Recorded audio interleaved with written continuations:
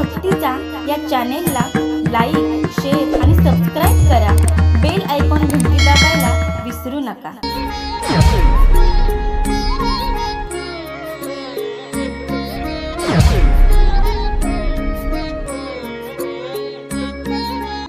हेच व्हावी माझ्यास जन्मजन्मी तुझा दास.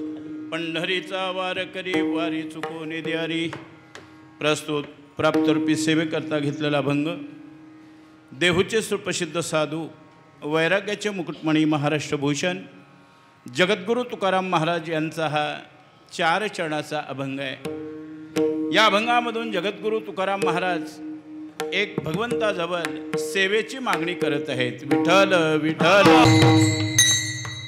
अभंगाला सुरुवात करण्यापूर्वी 2 शब्दाचा पर्याय तो असा.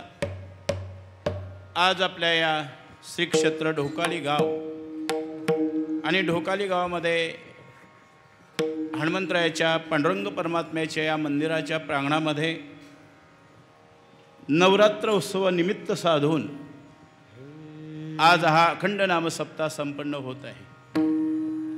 खरं म्हणजे नामसप्ताहाचा आजचा 7वा दिवस आहे आणि 7व्या दिवसाची सेवा हनुमान मंदिराच्या संस्थाने कमिटीने ही सेवा माझ्याकडे सोपवली. माझं हे परम भाग्य समजतोय. दरवर्षी दसरा आपण साजरा करतोय, पण यावर्षी सर्वांनी विचार करून ही सेवा माझ्याकडे दिलेली आहे. आजचा दिवस फार महत्त्वाचा आहे. आज आपण बरोबर 7 दिवस या अखंड नामसप्ताहामध्ये तन मन धनाने सर्वांनी सेवा केलेली आहे आणि त्या सेवेचं फल आपल्याला उद्याला प्राप्त होणार आहे. आज फक्त देवाकडे मागायचं आहे आणि उद्या हातामध्ये घ्यायचं आहे. अधिकार फार महत्त्वाचा आहे. सर्वांच्याच भाग्यात प्रसाद प्राप्त होत नाही बाबांनो. सर्वांनाच मागणीचा अधिकार नाही आहे. आज बोलणार आहे मी. फार महत्त्वाचं आहे बाबांनो. ज्यांनी 7 दिवस निष्काम अशी सेवा केलेली आहे. तुम्ही म्हणाल आम्ही फक्त पाणी वाटपाचं काम केलेलं आहे. असं नाही बाबांनो. अखंड नामसप्ताह फार महत्त्वाचा आहे. या नामसप्ताहामध्ये 8 दिवस जो माणूस काकड्यापासून तर कीर्तनापर्यंत सेवा करतोय त्यालाच हा प्रसाद आहे. विठ्ठल. कारण हे नामयज्ञ आपल्या उद्धारा करताय. कोणा करताय? नामयज्ञ कोणा करताय? आपल्या उद्धारा करता संस्थान कमिटीने, गावकऱ्यांनी, आयोजकांनी हे आपल्या करता उभं केलेले. म्हणून सेवा ही फार महत्त्वाची आहे. ज्यांनी निष्काम अशी सेवा केलेली आहे त्यांना नक्कीच उद्या प्रसाद प्राप्त झाल्याशिवाय राहणार नाही आहे. आज देवाकडे मागायचं आहे. मोकळ्या मनाने मागायचं आहे. प्रसन्न मनाने मागायचं आहे. भावनेने मागायचं आहे. श्रद्धेने मागायचं आहे. विश्वासाने मागायचं आहे. प्रभू देणारच. विठ्ठल. ज्या वेळेस मुखातून विठ्ठल येईल त्या वेळेस सर्वांनी हाताने टाळी वाजवायची. कोणी गप्प बसायचं नाही आहे. श्रवणाबरोबर आपण हाताने टाळी वाजवली पाहिजे आणि मुखाने भगवंताचं भजन केलं पाहिजे. तरच त्याला कीर्तन म्हणतात. विठ्ठल. सर्व खरं म्हणजे हा नामसप्ताह सद्गुरू वैकुंठवासी संत सवराम बाबांच्या आशीर्वादाने हा नामसप्ताहाला सुरुवात झाली. नकुल बाबा असू दे, नवीन आमचे ढोकाळेचे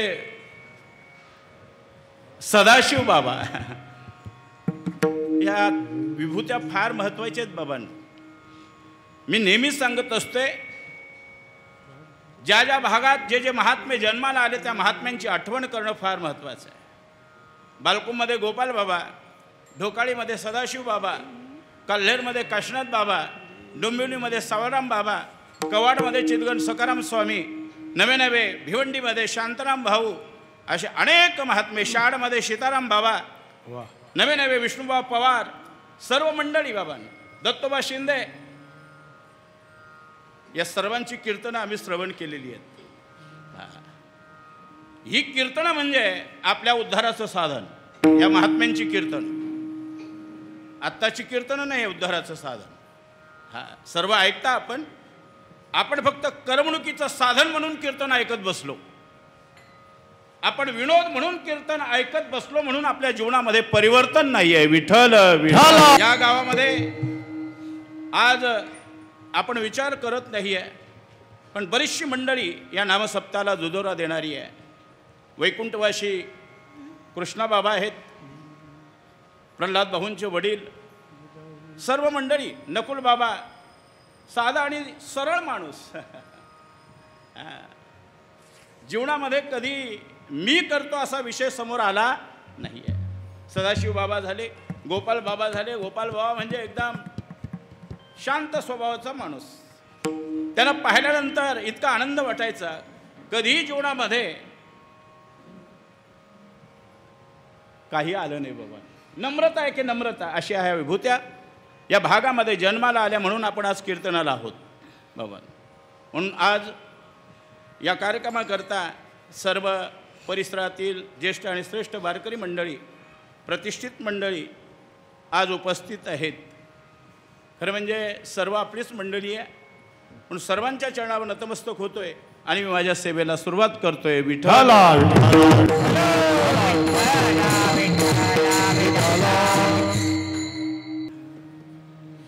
भावांनो, नामसप्ताहाला पाडवल फार महत्त्वाचा असतो. पाडवल फार महत्त्वाचा असतोय आणि तो पाडवल सर्वांच्या वतीने या सप्ताहाला प्राप्त होतोय. म्हणून हा अखंड नामसप्ताह आहे. म्हणून परत तुमच्या चरणावर नतमस्तक होतोय आणि सेवेला सुरुवात. विठ्ठल विठ्ठल. जगद्गुरू तुकाराम महाराजांनी या अभंगामध्ये सेवेची मागणी केलेली आहे. सेवा, दास्यत्व हे फार महत्त्वाचं आहे. भगवंताचे गुण, भगवंताचे प्रभाव, भगवंताचे ऐश्वर्य, ज्ञान जाणून त्याची सेवा करायची आहे. सेवा करत असताना त्याच्या आज्ञेचं पालन करणं म्हणजे दास्यत्व भक्ती. विठ्ठल काय सांगितलं? भगवंताचं गुण, भगवंताचं ऐश्वर्य, भगवंताचं ज्ञान, भगवंताचा प्रभाव जाणून सेवा करायची आहे. आणि सेवा करत असताना महाराज आज्ञा फार महत्त्वाची आहे, नाही का? आज्ञेचं पालन करणं फार महत्त्वाचं आहे. यालाच म्हणतात दास्यत्व भक्ती. विठ्ठल भक्ती म्हणजे सेवा. सेवा, सेवेला महत्त्व दिलेलं आहे. कारण सेवा हा आपल्या भक्तीचा, परमार्थाचा प्रवेशद्वार आहे. सेवेचा प्रवेशद्वार, परमार्थाचा प्रवेशद्वार म्हणजेच सेवा आहे. ज्ञानोबा स्वतःच म्हणतात, जो ज्ञानाचा कुरंठा, स्थेत सेवा हा दारवंटा, मग स्वाधीन करा सुबटा ओलंगुणी. विठ्ठल विठ्ठल. मनुष्य देह या मृत्यू लोकामध्ये आला कशा करता? कशा करता आला हो? हा मनुष्य देह सेवा करण्याकरता आला. सेवा करण्याकरता भगवंताने या मृत्यू लोकामध्ये आपल्याला पाठवलेलं आहे. आणि सेवा का करायची? तर आपल्याला मुक्त व्हायचंय. विठ्ठल म्हणजे भगवंताची सेवा आहे बाबा. सेवा करण्याकरता आलो आपण, सेवा करण्याकरता आलो. पहा ना बाबांनो, गावची संख्या आहे 5000. किती संख्या आहे? 5000. गावची संख्या आहे 5000. पण काही मंडळी स्वतःचा विचार करत बसली, काही मंडळी कुटुंबाचा विचार करत बसली, काही मंडळी पैशाचा विचार करत बसली, काही मंडळी समाजाचा विचार करत बसली, काही मंडळी देशाचा विचार करत बसली, काही मंडळी सेवेचा विचार करत बसली. आणि ती सेवा म्हणजे भगवंताची सेवा. पहा ना, काही मंडळी अशी आहे, स्वतःच्या देहाशिवाय दुसरा कुठलाही विचार करत, आम्हाला मंदिराची गरज, आम्हाला सप्त्याची गरज. काल नवरात्र आटपली आणि आज सकाळी ते तुम्ही समजून जावं. नशीबाज एकादशी आहे, पण काही संप्रदायाला एकादशी नाही आहे.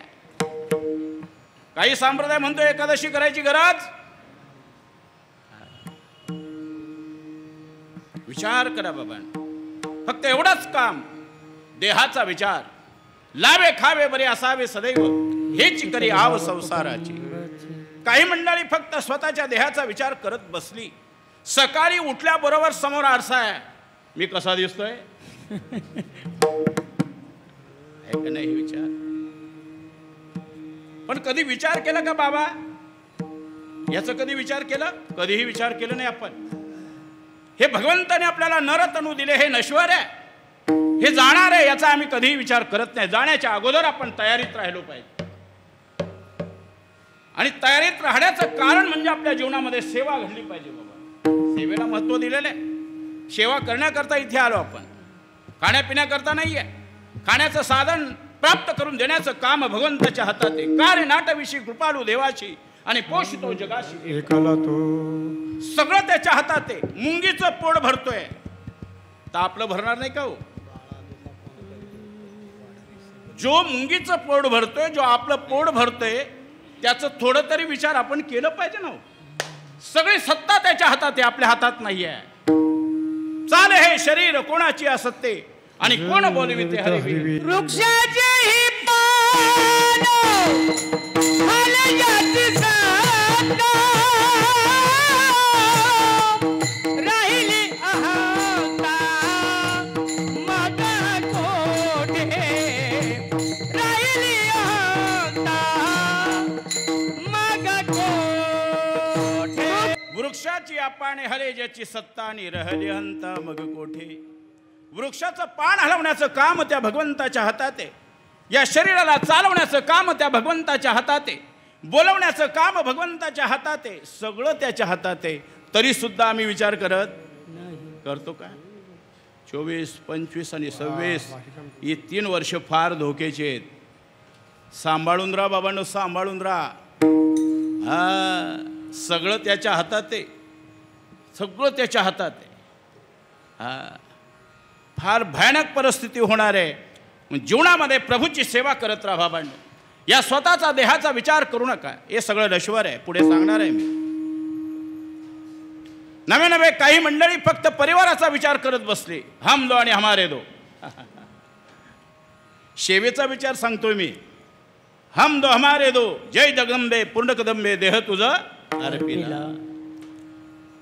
अनेक प्रमाण आपल्याला देता येईल, पण संपूर्ण अभंग आपल्याला सुटलं पाहिजे तरच आनंद आहे. विठ्ठल विठ्ठल विचार करत बसली. काही मंडळी पैशाचा विचार करत बसली. सब पैसे के भाई दिल का साथी. पैसा फक्त गडगंज, पैसा म्हणजे देव. काय होतं रावणाच्या जवळ? कमी होतं का काय? विचार करा बाबांनो. रावणासारखी भक्ती नव्हती बाबांनो. संपत्तीचा विचार करत बसलो आपण, पैशाचा विचार करत बसलो. पण हे सगळं नश्वर आहे बाबांनो. हे सगळं नश्वर आहे, हे सगळं नाशिवंत आहे. काही आपल्या बरोबर येणार नाही आपल्या बरोबर. म्हणून पैसा वेळेपुरता पैशाचा विचार आपण केलं पाहिजे. पण पैसा जर स्थिर ठेवायचा असेल, ही लक्ष्मी जर आपल्या घरामध्ये स्थिर ठेवायची असेल, तर नक्कीच नारायणाची सेवा केल्याशिवाय राहू. तेथे लक्ष्मी सहित शोभे नारायण. या सुखा कारणे देव वेडावला, या सुखा कारणे देव वेडावला. वैकुंठ सोडोनी, वैकुंठ सोडोनी संत सदनी राहिला देवा. संत सदनी राहिला. धन्य धन्य धन्य धन्य धन्य धन्य ते वैष्णव सदन. तेथे लक्ष्मी सहित शोभे नारायण. तेथे लक्ष्मी सहित शोभे नारायण. वैकुंठ तोडोनी, वैकुंठ तोडोनी संत सदनी राहिला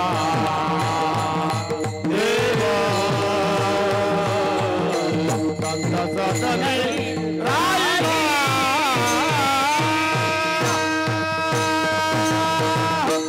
या सुका कारणे देव वेडावला, वैकुंठ सोडोनी संत सदनी राहिला. धन्य धन्य संतांचे वैष्णव ते सदन सदन, लक्ष्मी सहित शोभे. हे नारायण. विचार करा बाबा, आपल्या घरामध्ये टाळ वाजला पाहिजे. टाळ किती लोकांच्या घरी टाळ वाजतो?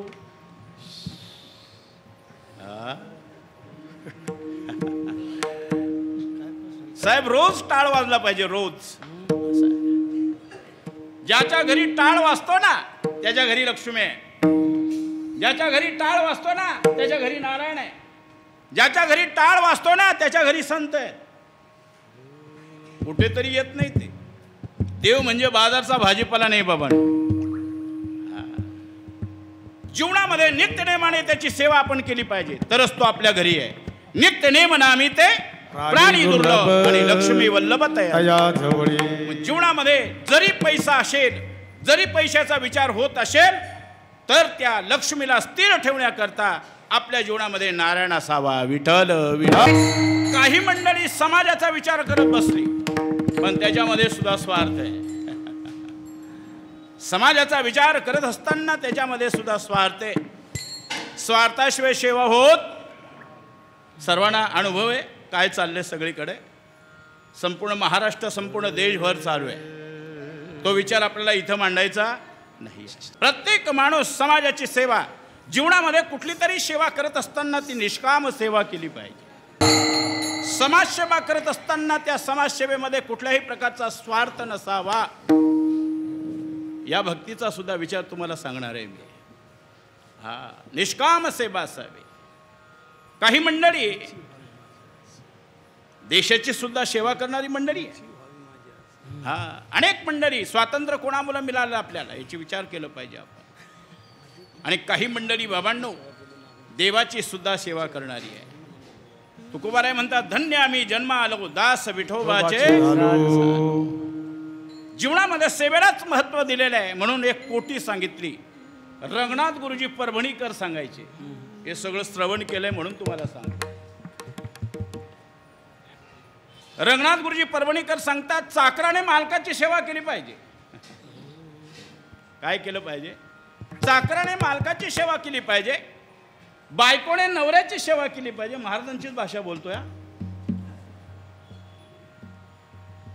बायकोने नवऱ्याची सेवा केली पाहिजे. भक्ताने देवाची सेवा केली पाहिजे. आणि मुमुक्षाने सद्गुरूची सेवा केली पाहिजे. महाराज पुढे म्हणतात, मी महाराजांचा शब्द म्हणत नाहीये. महाराज म्हणतात, मनुष्याने परश्रीची सेवा करण्यापेक्षा स्वतःच्या बायकोची करावी. हे मी म्हणत नाही, रंगनाथ गुरुजी परभणीकर म्हणतात. माणसाने परस्त्रीची सेवा करण्यापेक्षा स्वतःच्या बायकोची करावी आणि बायकोची करण्यापेक्षा स्वतःची करावी. तुम्ही आधी पेचात पडला असेल. बायकोची करण्यापेक्षा स्वतःची करावी म्हणजे काय, आणि स्वतःची करण्यापेक्षा संतांची सेवा करावी. संतांची सेवा का करावी बाबांनो? संत हे आपली ओळख करून आपल्याला देतात. आत्मस्वरूपाची ओळख करून देण्याचं काम कोण करत असतात? कारण अजून आपल्याला आपली ओळख आहे. मी कोण करावा विचार, आणि म्हणे ज्ञानेश्वर निवृत्तीचा मी कोण आहे, माझा जन्म कशासाठी आहे, या जगाची उत्पत्ती कशा करताय, याचा विचार आम्हाला अजून त्याची ओळख नाही. ही ओळख होण्याकरता संतांची सेवा केली पाहिजे बाबा. म्हणून तर महाराज म्हणतात, ज्ञानोबा ज्ञानदेव म्हणे भज आत्मदेवा आणि अखंडित सेवा करा. या आत्मदेवाची ओळख होण्याकरता संतांची सेवा केली पाहिजे. विठ्ठल संत हे परमात्म्याची ओळख करून आपल्याला देतात. म्हणून महाराज पुढे सांगतात, देवाची सेवा म्हणजे संतांची सेवा. देवाची सेवा म्हणजे संतांची सेवा. देवाची सेवा म्हणजे गुरुची सेवा. देवाची सेवा म्हणजे ब्राह्मणाची सेवा. देवाची सेवा म्हणजे आईवडिलांची सेवा. आणि देवाची सेवा म्हणजे अतिथीची सेवा. विठ्ठल विठ्ठल. देवाची सेवा म्हणजे संतांची सेवा आहे बाबांनो.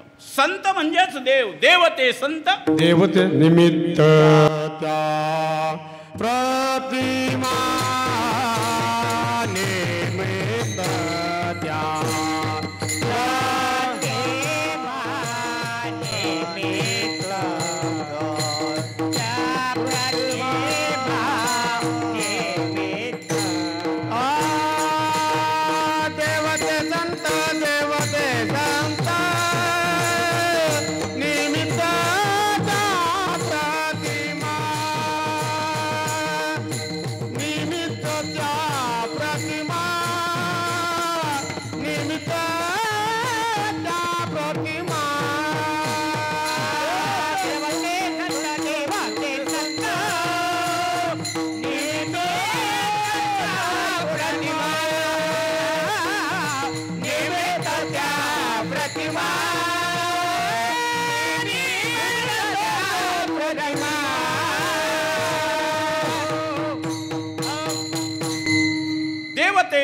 देवते संत निमित्त त्या प्रतिमा. संत म्हणजे देव. म्हणून देवाची सेवा म्हणजे संतांची सेवा आहे. महाराज म्हणतात देवाची सेवा म्हणजे गुरुची सेवा आहे. गुरु हा संत कुडीचा राजा. गुरु हा प्राण विसावा माझा. देवाची सेवा म्हणजे गुरुची सेवा. मी का सांगतोय बाबांनो, या आपल्या घरात असावं म्हणून सर्व तुम्हाला थोडं थोडं सोपं सोपं पटवून सांगतो. हे असं आहे.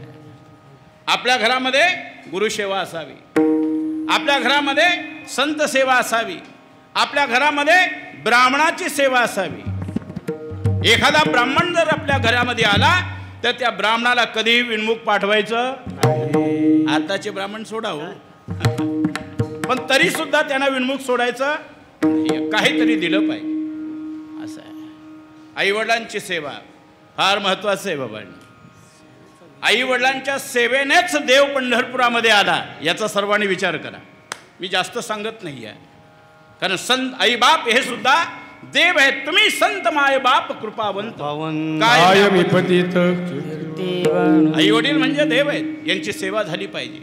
आई वडील म्हणजे तीर्थ आहे. सकळ तीर्थांची माय बाप माय बाप केवळ काजी तेने नदानती साजी. माय बाप केवळ काजी तेने नदानती साजी. माय बाप केवळ काजी तेने नदानती साजी. माय बाप केवळ काजी तेने नदानती साजी. माय बाप केवळ काजी तेने नदानती साजी.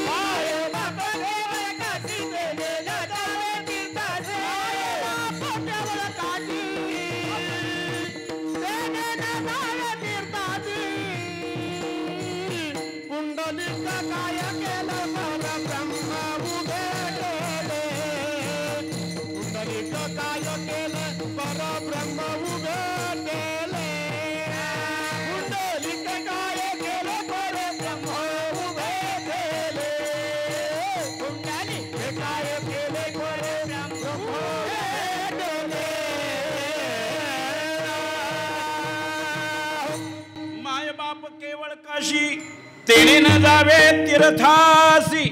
पुंडलिके काय केले परब्रह्म उभे केले. असेल सेवा तरी येईल ना घरात आपल्या. आई वडिलांची साहेबांच्या घरात गेलो आम्ही, समोरच आई दिसली.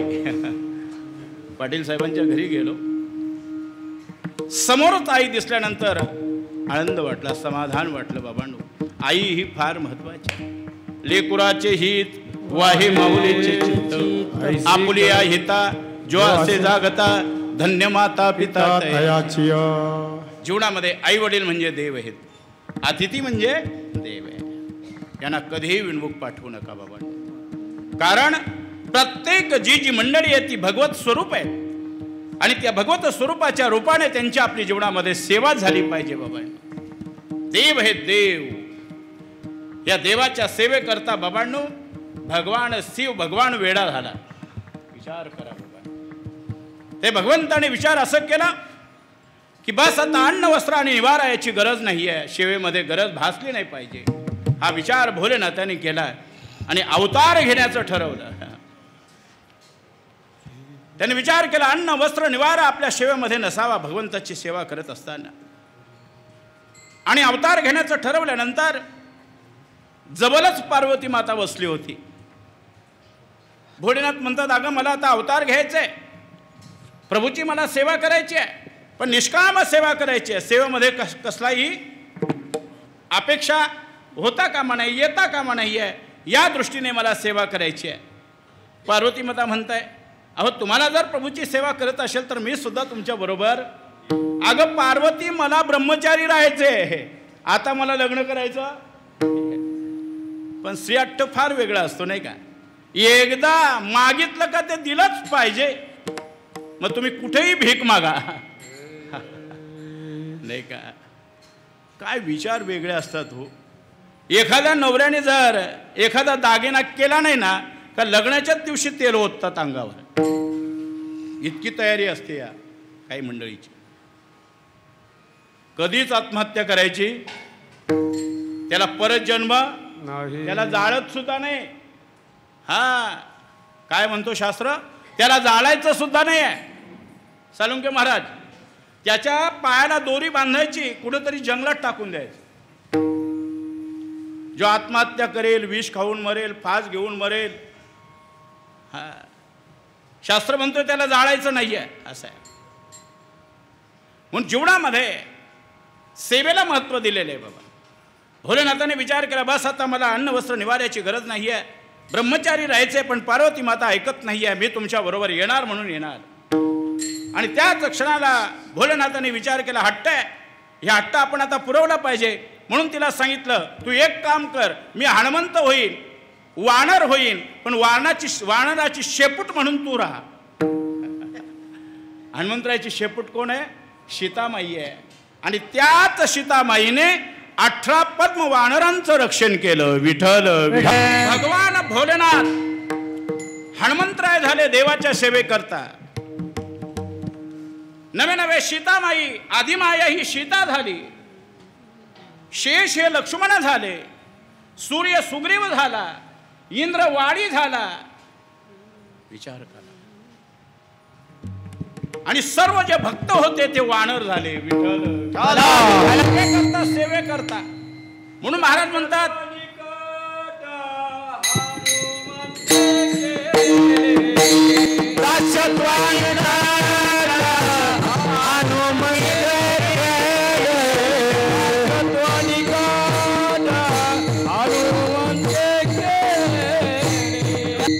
महाराजांनी प्रमाण दिलं, दास्यत्व निकट हनुमंत पै केले आणि म्हणून देखील रामचरण. महाराज म्हणतात राम अवतारामध्ये आम्ही माकडं होतो, कृष्ण अवतारामध्ये आम्ही गाई गोपाळ होतो, आणि आता या कलियुगामध्ये आम्ही सर्व वारकरी आहोत. विचार करा, भगवंताच्या सेवेकरता, प्रभूच्या सेवेकरता.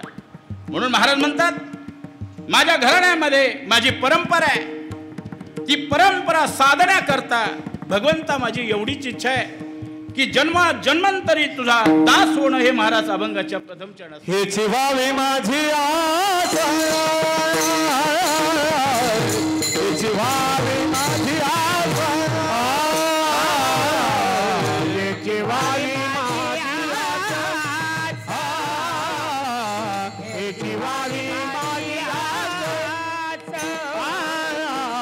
हेच व्हावे माझी आस, हेच व्हावी माझी आस, हेच माझी व्हावी आस, हेच व्हावी माझी आस. जन्मोजन्मे तुझा दास, जन्मोजन्मे तुझा दास, तुझा दास पंढरीचा वार कर, पंढरीचा वार कर.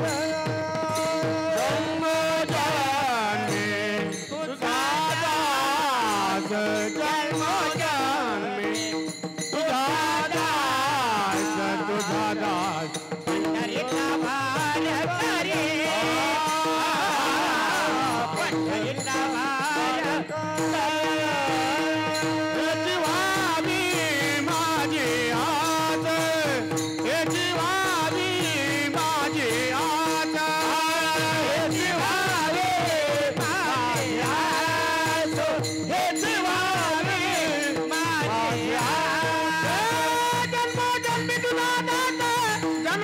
जन्मोजन्मी तुझा दास जन्मोजन्मी तुझा दास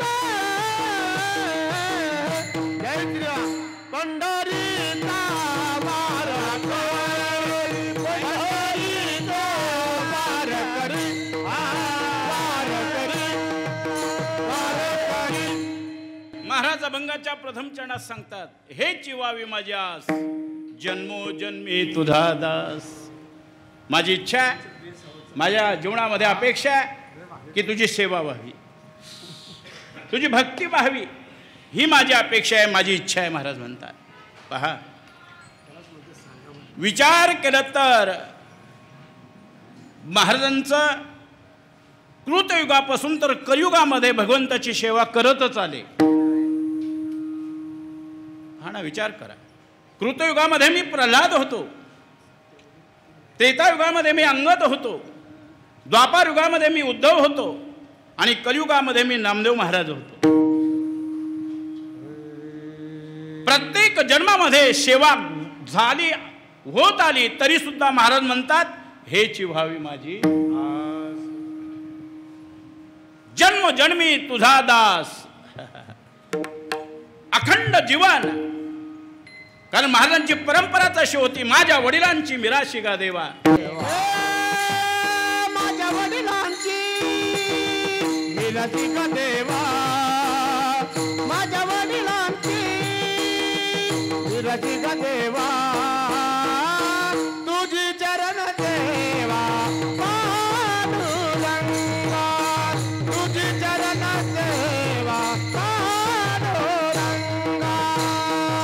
माझ्या वडिलांची मिराशी गा देवा, माझ्या वडिलांची मिराशी गा देवा, तुझी चरण सेवा पांडुरंगा, तुझी चरण सेवा पांडुरंगा.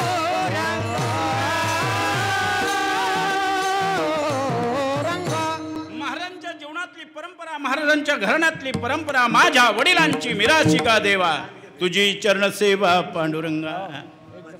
घेईन मी जन्म याजसाठी देवा, तुझी चरण सेवा साधावया. विचार करा, प्रत्येक जन्मामध्ये भगवंताची सेवा करणारे तुकोबाराय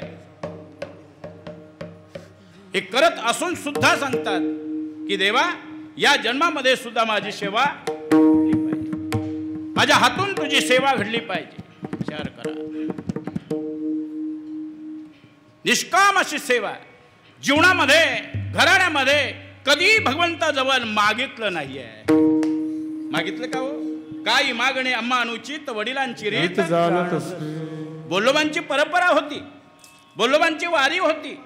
वारीला गेल्यानंतर देव शर्मेने मान खाली घालायचे बोल्लोबांच्या. इतकी ताकद होती, इतका अधिकार होता. मागणे करता देवाकडे अधिकार असावा, अधिकार असेल तर मागावं, नाही तर असं नाहीये बाबा. भगवंत स्वतः शर्मेने मान घाली घालायची वेल्लोबा गेल्यानंतर, कारण देवाकडे कधी मागितलं नाही. आईसाहेब म्हणतात अहो महिन्याच्या वारीला जाता एक दिवस मला तरी घेऊन जा. अगं तू म्हणते हे बरोबर आहे, पण वारीला गेल्यानंतर देवाकडे काही मागत नाही मी. आणि बायांचा असा स्वभाव आहे, तुमचा असा स्वभाव आहे, देवाकडे मागितल्याशिवाय राहत नाही, आमच्या नकळत मागितल्याशिवाय राहत. माझ्या आईला अजून आत्ता 85 वर्ष झाली. किती? 85 वर्ष अजून आई आहे, अजून पेन्शन घेतोय, ठाण्याला येतोय. पण इतके नवस का बोलूच नका. आत्ता सुद्धा आंबे मातेला 2 वेळा नवस घेऊन गेली. मी आईला म्हणतो आई कशासाठी आहे? आता 85 झाली तुझी. नाही ना, असू दे ना कबीर. कधी काय देवाला नवस बोलतील हे सांगता? बोल्लोबा म्हणतात बघ तुला बरोबर घेऊन जाईन, पण देवाकडे मागायचं नाही. आईसाहेब म्हणतात मागणार नाहीये, तुम्ही ज्या पद्धतीने सांगाल त्या पद्धतीने मी करेन, पण मला देवाचं दर्शन, देवाचं वारी, देवाचं दर्शन व्हावं ही माझ्या जीवनामध्ये माझी अपेक्षा आहे. बोल्लोबा बरोबर घेऊन गेले. बरोबर घेऊन गेल्यानंतर सगळा नित्यने मुरकून भगवंताच्या जवळ आले. गरुड खांबाला मिठी मारली, दर्शन घेतलं. बोल्लोबा गरुड खांबाजवळ थांबले. आईसाहेब सुद्धा तिथे उभे राहिला. बोल्लोबा म्हणतात अगं तू पहिले दर्शन घे, नंतर मी घेईन. आईला इतका आनंद झाला आईसाहेबांना. देवाजवळ गेलं, देवाला नमस्कार केला, नतमस्तक झाली. लिंग का प्रतिमा देठी देखत केवी अंगुष्टी लोटीचे का काठी पडली जशी.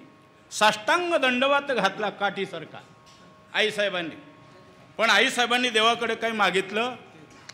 दंडवत घातला आणि उभ्या राहिल्या हात जोडून. तिकडनं आवाज आला महाद्वारात, आई एवढ्या खिन्न का, एवढ्या नाराज का?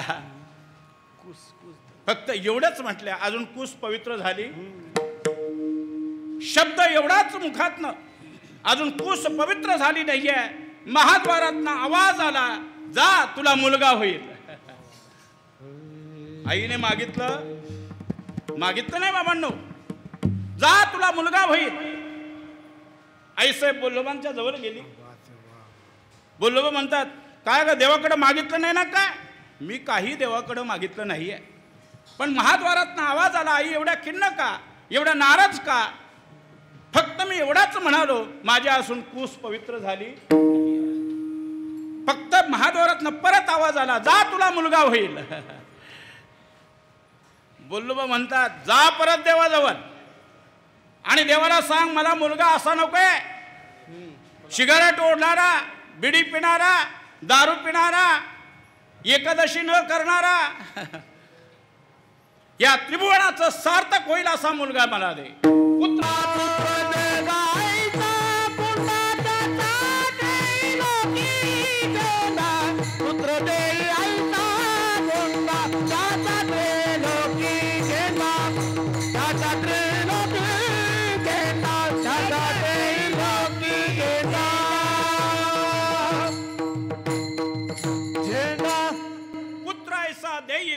त्याचा तिहिलुकी झेंडा असा मुलगा दे. आणि मग परत आईसाहेब गेल्या. भगवंताला सांगितलं की भगवंता तू मला आशीर्वाद दिला, तुला मुलगा होईल, पण मला मुलगा असा तसा नकोय, या त्रिभुवनाचं सार्थक होईल असा मुलगा दे. परत भगवंताने आशीर्वाद दिला, जा तुला तसाच मुलगा होईल. आणि त्याच बोल्लोबांच्या कुळामध्ये जगद्गुरु तुकाराम महाराज जन्माला आले. जीवनामध्ये अखंड सेवा प्राप्त झाली बाबांनो. अधिकार प्राप्त झाल्यानंतर भगवंताला सांगतात, अरे भगवंता संपूर्ण जन्मभर तुझी सेवा माझ्या जीवनामध्ये घडली पाहिजे, हेची व्हावी माझी आस, माझी इच्छा आहे, तुझी सेवा व्हावी, मला काही नको आहे. जीवनामध्ये आमच्या घराण्यामध्ये आमचं विचारच नाहीये काही तुझ्याकडे मागावं, काही मागणे आम्हा नवचेत, वडिलांची रीत जाणत शिकवा, भिक्षापत्र अवलंबून जलो जिने लाजिरवाने. विचार करा, हे आमचं काम नाही आहे. म्हणजे बाबांनो, परमार्थ भक्ती करत असताना त्या सेवेमध्ये स्वार्थ नसावा. स्वार्थ जर सेवेमध्ये आला ना, तरी ही सेवा संपुष्टात गेल्याशिवाय राहत. साहेब, सेवा करत असताना त्या सेवेमध्ये स्वार्थ नसावा, अपेक्षा नसावी. केलेली सेवा फुकट जातोय. 60,000 वर्ष तपश्चर्या केली विश्वामित्राने. विचार करा कशा करता बाबांनो, हे विचार नक्कीच आपण केलं पाहिजे. सेवा जर आपण केली ना, तर त्या सेवेमध्ये स्वार्थ असेल, जीविका असेल, हे सगळं विचार, जीव जीव जीव स्वार्थ, तर ती सेवा नक्कीच संपुष्टात गेल्याशिवाय राहत. कैकेयीने भरताच्या गादीची अपेक्षा केल्यानंतर त्या कैकेयीला मंथरेची दासी व्हावी लागली. विचार करा बाबा, मंथरेची दासी व्हावी लागली कैकेयीला. नवे नवे अर्जुनाला बांगड्या भराव्या लागल्या. विचार करा, अर्जुनाला बांगड्या भराव्या लागल्या. भीमाला आचारी बनावं लागलं. भीम आचारी झाला, आचारी. विचार करा, अनेक विचार आपल्याला सांगता येतील. मग सेवात जर आपण अपेक्षा, स्वार्थ, जीव त्याच्यात ओतला आणि सेवेचा लाभ घेतला, तरी ही सेवा आयुष्यभर सेवा केलेली संपुष्टात गेल्याशिवाय राहत नाहीये. विठ्ठल स्वार्थापोटी सेवा करतोय, स्वार्थ असतोय. एक शेतकरी असतो, शेतकरी त्याच्या शेतावर हरभरा भरपूर असतो. हरभरा तो शेतकरी स्वतःच्या स्वार्थाकरता एका तलाठ्याला बोलवतो शेतावर हरभरा खाण्याकरता. आणि हरभरा करण्याकरता तो तलाठी आल्यानंतर स्वतः शेतकरी सोडून हरभरा त्याला देत होता खायला. तलाठी सोडत नव्हता, शेतकरी सोडायचा आणि त्याच्या हातामध्ये हरभरा द्यायचा. असं चालू असताना कार्यक्रम तेवढ्यात एक सायकलवर माणूस आला आणि त्या तलाठ्याच्या हातात चिठ्ठी दिली. काय दिली? चिठ्ठी दिली. तलाठ्याने चिठ्ठी वाचली आणि आपल्या खिशात घातली. ती शेतकऱ्याने पाहिली. शेतकऱ्याने विचारलं, साहेब आपल्या हातात चिठ्ठी दिली, त्या चिठ्ठीमध्ये काय होतं? तलाठी म्हणतोय, अरे बाबा त्या चिठ्ठीमध्ये एवढंच होतं की माझी बदली दुसऱ्या गावाला झाली. काय सांगितलं? माझी बदली दुसऱ्या गावाला झाली ही चिठ्ठी होती. शेतकरी जो हाताने हरभरा सोडून देत होता त्याने ते हरभरा बंद करून स्वतः खायला लागला. सांगायचं तात्पर्य म्हणजे जोपर्यंत तलाठी त्याच्या गावात होता तोपर्यंत त्याला हरभरा देत होता. याचं एकच की त्याच्यामध्ये त्याचं स्वार्थ होतं. तलाट्याची बदली झाल्याबरोबर हरभरा देण्याचा बंद केला. अशीच आता हेच चालू आहे ना हो. म्हणून जीवनामध्ये सेवा करत असताना स्वार्थ नसावा. स्वार्थ असेल तर सेवा संपुष्टात गेल्याशिवाय राहत नाहीये. महाराज म्हणतात आमच्या जीवनामध्ये अशी सेवा, कारण जीवनामध्ये कधी आम्ही देवाकडे मागितलं तुमचे ये रवित्त धन ते आम्हा मृतिके समान, सोने रुपये आम्हा मृतिके समान, माणिक पाषाण खडे जैसे, आम्ही तेने सुखी म्हणा विठ्ठल विठ्ठलमुखी. याच्या पलीकडे दुसरं काय नाही. म्हणून महाराज म्हणतात की फक्त देवा तुझ्या सेवेशिवाय आम्हाला दुसरं काही मागायचं नाही आहे. हेची व्हावी माझी आस, जन्मोजन्मी तुझा दास. जन्मजन्मांतर आम्हाला तुझी सेवा व्हावी. महाराज म्हणतात तरीच जन्मा यावी दास विठोबाचे मनवा हरीचे दास. विचार करा, अनेक प्रमाणे आहेत बाबांनो. जीवनामध्ये सेवा ही फार महत्वाची आहे आणि ती सेवा आपल्या जीवनामध्ये भगवंताची झाली पाहिजे. आणि हीच सेवा तुकोबाराय अभंगाच्या प्रथम चरणात मागता, हेची व्हावी माझी आस, जन्मजन्मी तुझा दास. ही माझी इच्छा आहे, जन्मन जन्मांतरी तुझा दास व्हावा. हेच दासा बरोबर मी तुझा वारकरी व्हावा. महाराज अभंगाच्या दुसऱ्या पंढरीचा वारकरी, पंढरीचा वारकरी, पंढरीचा वारकरी, पंढरीचा वारकरी, पंढरीचा वारकरी, पंढरीचा वारकरी, पंढरीचा वारकरी, पंढरीचा वारकरी, पंढरीचा वारकरी, पंढरीचा वारकरी, पंढरीचा वारकरी, पंढरीचा वारकरी, पंढरीचा वारकरी, पंढरीचा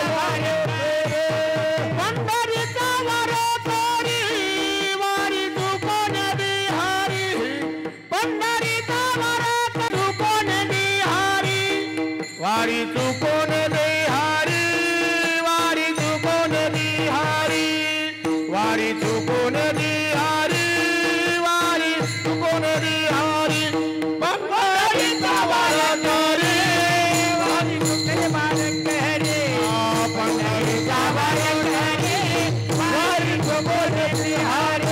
महाराज म्हणतात सेवेबरोबर तुझा वारकरी मी झालो पाहिजे. माझ्या जीवनामध्ये तुझी वारी चुकता कामा. पंढरीचा वारकरी वारी चुको नेदी आली. मी पंढरीचा वारकरी झालो पाहिजे. जन्माला आल्यानंतर एकदा तरी वारी जन्म मरणाच्या येरधारेतून मुक्त होण्याकरता पंढरीची वारी आहे. वारीला जातो ना जुगार खेळतोय.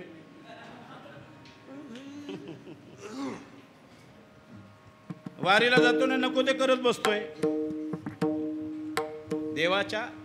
देवाला गेल्यानंतर देव घेऊनच आलो पाहिजे नाही का.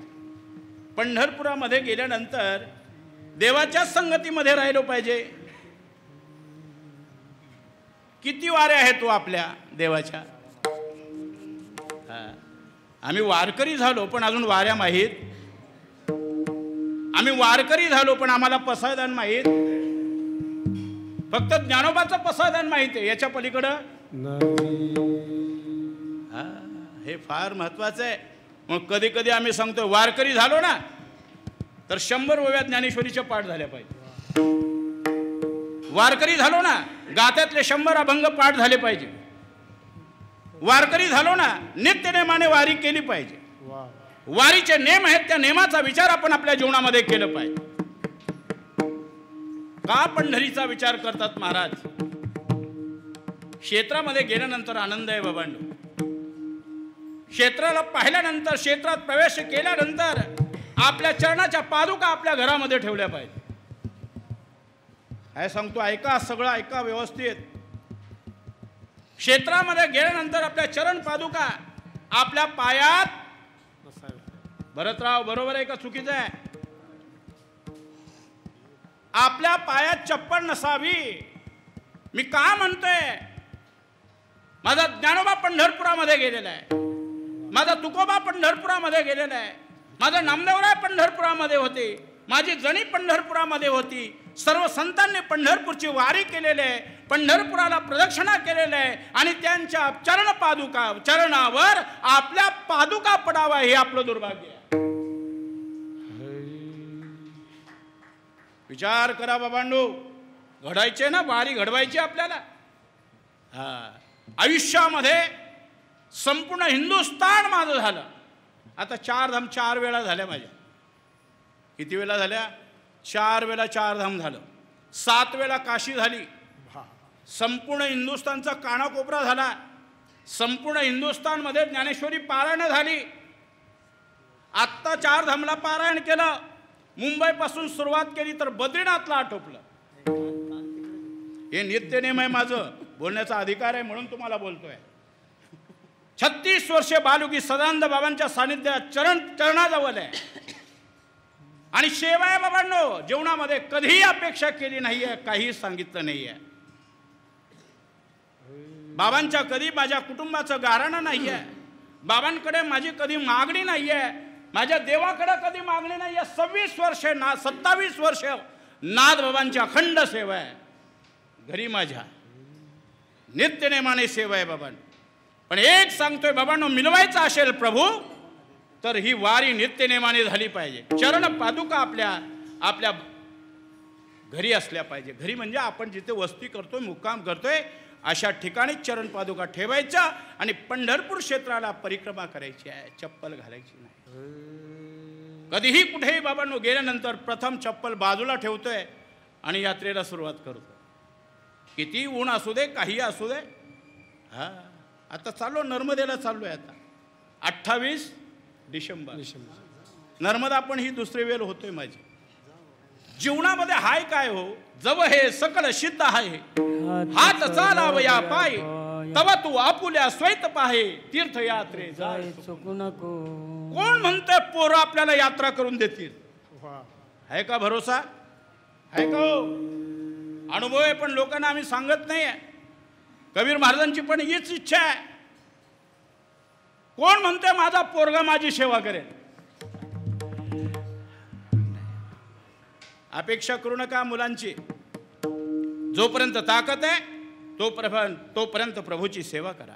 साधूची मी सांगितलं सगळे प्रकार तुम्हाला सांगितलेले आहेत. सगळे प्रकार सांगितलेले आहेत. मग जीवनामध्ये पंढरपूरची वारी फार महत्त्वाची आहे. 4 वारे सांगितल्या. चैत्रवारी, माघवारी, कार्तिकी वारी आणि आषाढी वारी. या 4 वाऱ्या, त्या 4 वारीत नाही एक तरी वारी आपल्या जीवनामध्ये झाली. म्हणून तर महाराज म्हणता आषाढी कार्तिकी विसरू नको मज, सांग तसे गुज पांडुरंगा. अहो पंढरपुरामध्ये गेल्यानंतर आपल्या जीवनामध्ये जे काय दोष असतात ना, ते दोष सुद्धा गेल्याशिवाय राहत नाहीये. पंढरी पंढरी ती पापाची बोहरी. विचार करा. तुका म्हणे एक वेळ जाय पंढरी. महाराज म्हणतात जाये जाये तू पंढरी,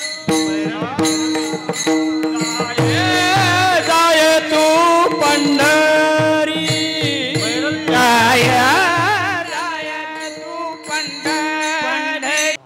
महाराज म्हणतात पंढरपुरामध्ये गेल्यानंतर आपले जीवनातले दोष निघून जातात. महाराज म्हणतात की जीवनामध्ये हे दोष गेल्याशिवाय राहत नाहीये. विठ्ठल विठ्ठल अवघीच पापे गेली दिगंतरी आणि वैकुंठ पंढरी देखली. विचार करा, हा पंढरपूर फार महत्वाचं आहे बाबा. या पंढरपुरामध्ये आपण गेलोच पाहिजे. याच पंढरपुरामध्ये आपला बाप आहे, याच पंढरपुरामध्ये आपली आई आहे, याच पंढरपुरामध्ये आपला भाऊ आहे आणि याच पंढरपुरामध्ये आपली बाई. माझे माहेर पंढरी, माझे माहेर पंढरी आहे बिवरेच्या तेरे, आहे बिवरेच्या तेरे. माझे माहेर पंढरी, माझे माहेर पंढरी आहे बिवरेच्या तेरे, आहे बिवरेच्या तेरे. बाप आणि आई, बाप आणि आई, माझे विठ्ठल रखुमाई, माझे विठ्ठल रखुमाई.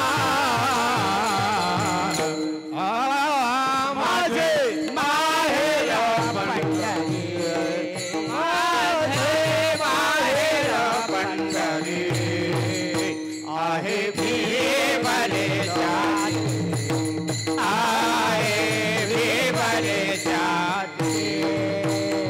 माझे माहेर पंढरी. पुंडलिकर आहे बंधू त्याची ख्याती काय सांग. माझी बहीण चंद्रभागा करी तसे पाप भंग. विचार करा, आपल्या जवळ नाही का हे सगळं नश्वर आहे. कोणी विचार जन हे सुखाचे दिल्या घेतल्या अंतकाळीचे नाही कोणी. बरोबर काय येतोय बाबांनो, विचार करा. मग जीवनामध्ये पंढरपुरामध्येच आपला बाप आहे, पंढरपुरामध्येच आपली बहीण आहे, पंढरपुरामध्येच आपली आई आहे, पंढरपुरामध्येच आपला भाऊ आहे. हा विचार नक्कीच आपण केलं पाहिजे. म्हणून तर महाराज म्हणतात की जीवनामध्ये पंढरपूरची वारी व्हा. वारकऱ्यांनी कमीत कमी चातुर्मासामध्ये 10 दिवस तरी राहावं. महाराज बरोबर आहे ना, 4 महिने सोडून द्या, वेळ नाही म्हणून सांगतोय. आणि राहिल्यानंतर कथा कीर्तन ऐकावी, ज्ञानेश्वरी ऐकावी, भागवत ऐकावं, पुराण ऐकावं, प्रदक्षिणा करावी. चंद्रभागेमध्ये नित्यनेम सांगितलं बाबांनो. म्हणून महाराज म्हणतात जीवनामध्ये पंढरीची वारी म्हणजे आपल्या जीवनातलं सुख आहे.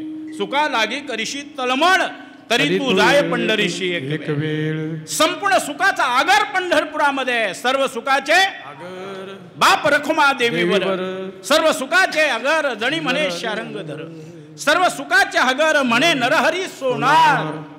आणि सुखरूप ऐसा दुजा कोण सांगा माझ्या पांडुरंगा. तुका म्हणे माझे हेची सर्व सुख आणि पायना आवडी. संपूर्ण सुख त्या पंढरपुरामध्ये. म्हणून महाराज म्हणतात बस माझी वारी व्हावी, पंढरीची वारी. महाराज हाय माझ्या घरी. विचार करा, ही जीवनामध्ये वारी माझी चुकता कामा नाही आहे. विठ्ठल विठ्ठल. महाराज म्हणतात तुम्ही जर पंढरपूरला गेला ना, पंढरपूरला, तर तुमच्या घरी यम सुद्धा येणार नाहीये. ज्याची आपल्याला भीती आहे ना, तो सुद्धा घाबरतो ना. तुका म्हणे जाय एक वेळा पंढरीशी तरी येम न घरी ये. किंवा तुका पंढरीशी गेला पुन्हा जन्मा नाही आला. इतकी ताकद आहे पंढरपुरामध्ये. म्हणून बाबांनो कमीत कमी वर्षातनं वारी तर करावीच, पण क्षेत्रामध्ये जावं, क्षेत्रामध्ये राहावं. हा सुख आहे, सुखाशिवाय दुसरं काही नाही आहे. म्हणून महाराज पंढरीची वारकरी वारी नवे नवे महाराज म्हणतात की अखंड जीवन संतांच्या संगतीमध्ये राहावं. हे महाराज अभंगाच्या 3ऱ्या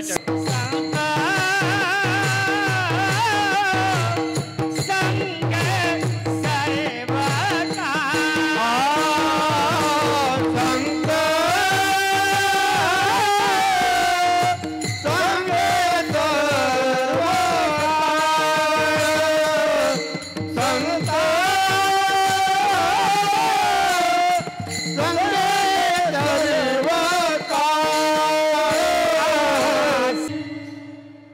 विठ्ठलाच्या चरणात महाराज सांगतात, संत संग सर्व काळ अखंड प्रेमाचा कल्लोळ. जीवनामध्ये संगतीला फार महत्व दिलेलं आहे. महाराज म्हणतात, संपूर्ण जीवन माझं संत संगतीमध्ये जावं. महाराज म्हणतात, आपण म्हणत नाही.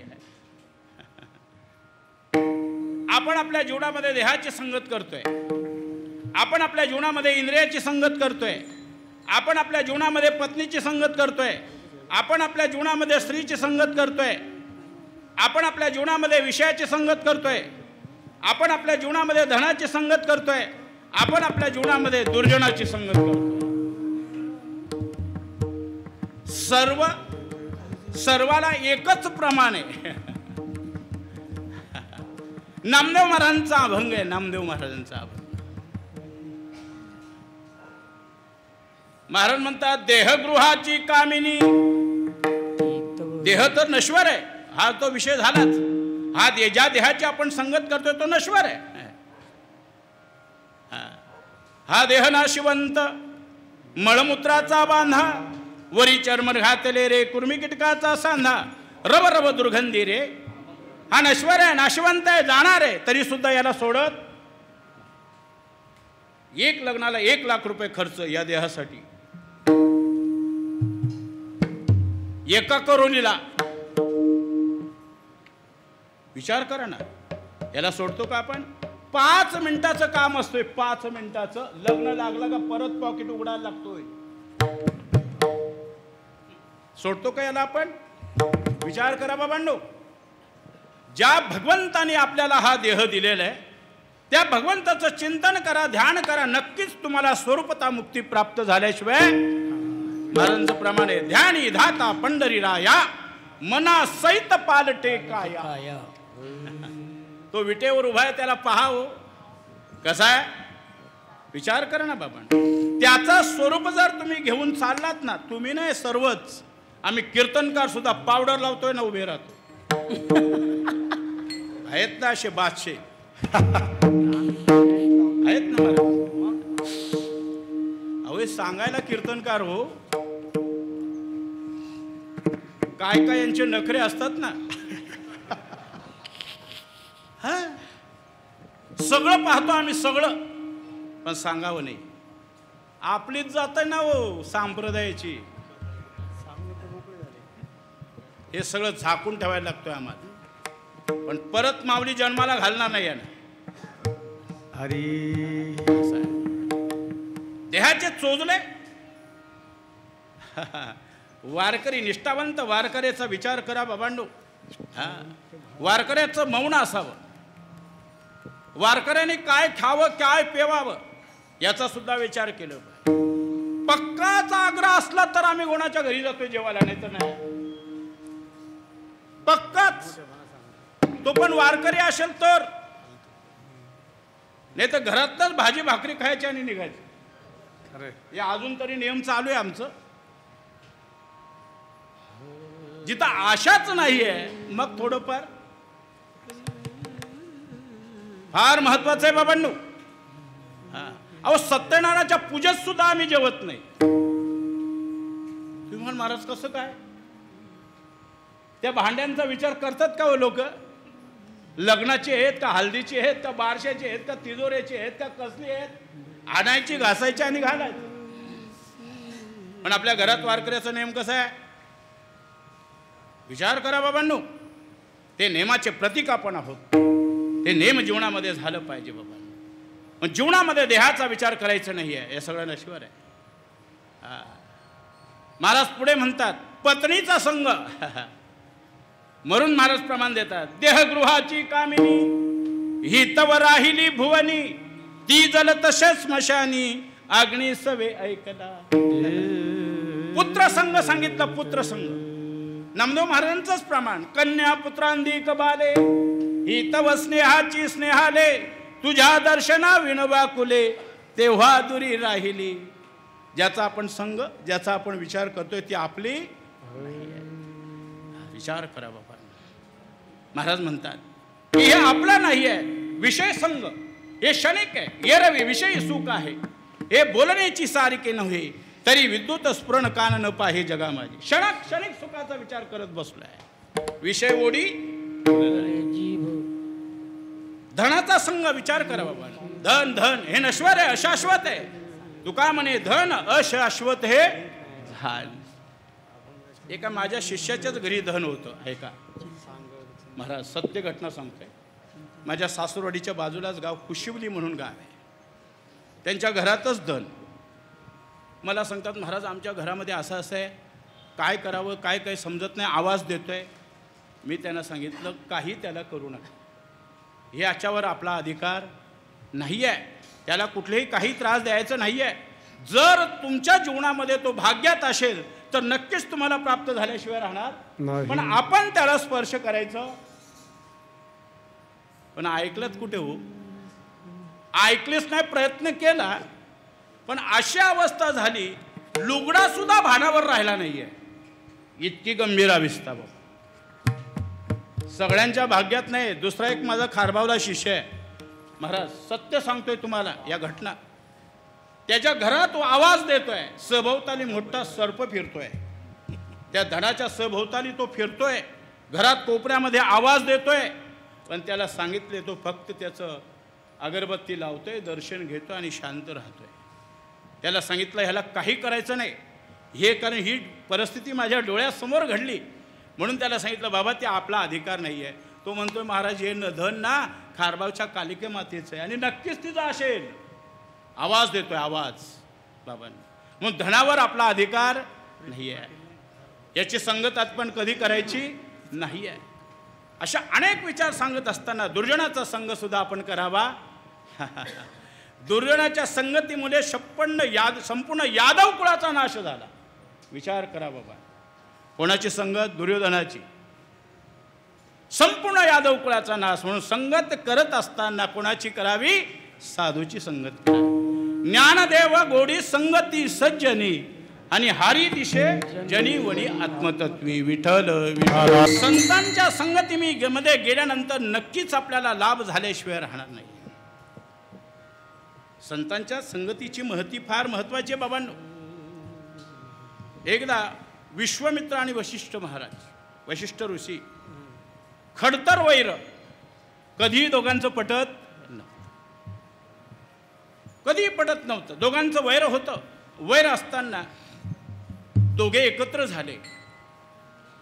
वैर मिटला आणि मिटल्यानंतर विश्वामित्राने वशिष्ठ ऋषींना घरी बोलवलं. कशा करता? पंचपक्वान्नाकरता, जेवणाकरता बोलवलं. वशिष्ठ ऋषी घरी आले आणि घरी आल्यानंतर जेवण झालं. आणि जेवण झालं म्हणून विश्वामित्राने वशिष्ठ ऋषींना 1000 वर्षाची तपश्चर्या दान केली. वशिष्ठ ऋषी निघून गेले. निघता निघता विश्वामित्रांना आमंत्रण दिलं, तुम्ही सुद्धा आमच्या घरी यावं. आणि घरी यावं म्हणून विश्वामित्राने स्वीकार केला. विश्वामित्र वशिष्ठांच्या घरी गेले. सर्व झालं, चहा पाणी झालं, अन्नदान सगळं झालं, अन्नपाणी झाल्यानंतर निघता वशिष्ठाने अर्धगडी संत संगतीचा पुण्य दिलं. पुण्य दिल्यानंतर विश्वामित्रांना वाईट वाटलं. विश्वामित्रांना विचार केला 1000 वर्षाची तपश्चर्या मी वशिष्ठांना दिली आणि वशिष्ठ मला अर्धा घडी पुण्य देतोय, याच्यात कमतरता आहे. वशिष्ठ जाणले. विश्वामित्राचा चेहरा पाहिल्यानंतर वशिष्ठाने विचार केला की विश्वामित्र नाराज दिसतात. मग वशिष्ठ म्हणाले की विश्वामित्रा नाराज होऊ नका. या अर्धगडीचं पुण्य फार महत्वाचं आहे आणि ते मोठं आहे. तुम्हाला जर याची शंका कुशंका काढायची असेल तर आपण देवाकडे जाऊ. हे विचार सांगितल्याबरोबर विश्वामित्राने तयारी केली. वशिष्ठ ऋषी आणि विश्वामित्र ब्रह्मदेवाजवळ गेले. आणि ब्रह्मदेवाजवळ गेल्यानंतर या 2 साधूंना पाहिल्यानंतर ब्रह्मदेव घाबरले. कारण विश्वामित्राची तपश्चर्या फार मोठी होती. वशिष्ठ ऋषी सुद्धा पुण्यवान होते. ब्रह्मदेवाला सांगितल्यानंतर ब्रह्मदेव घाबरले. ब्रह्मदेव म्हणतात, अरे बाबांनो, मला तुमच्या प्रश्नाचे उत्तर देता येणार नाही. मी सृष्टीचा निर्माता आहे. त्याच्यामध्ये मी वेड्या झालो. सृष्टीच्या उपक्रमा पूर्विका विरोत्तमा वेडायचा ब्रह्मा एकला होता. ब्रह्मदेव मी वेडा झालो, मला त्याचं काही माहिती नाही. घाबरले. आणि मग पुढे विष्णू भगवंताजवळ गेले. भगवंताने दोघांना पाहिल्यानंतर भगवंताला तेच प्रश्न केला. भगवंत सुद्धा विचार करायला, अरे बाबांनो, तुमच्या प्रश्नाचं उत्तर मला देता येणार नाही आहे. दोघे निघाले आणि लगेच भोलेनाथाच्याकडे गेले.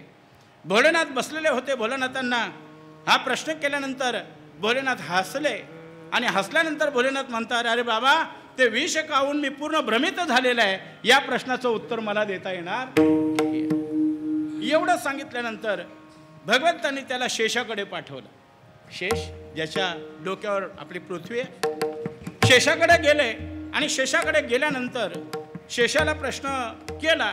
शेष म्हणतो, मी तुम्हाला उत्तर द्यायला तयार आहे, पण माझं एक काम केलं तर.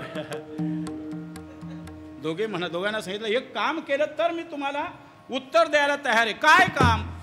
लगेच सांगितलं, माझ्या ज्या डोक्यावर पृथ्वीचा भार आहे, जो कोणी उतरेल त्याला याचं उत्तर मिळेल. विठ्ठल. एवढं म्हटल्यानंतर विश्वामित्राला घाई झाली.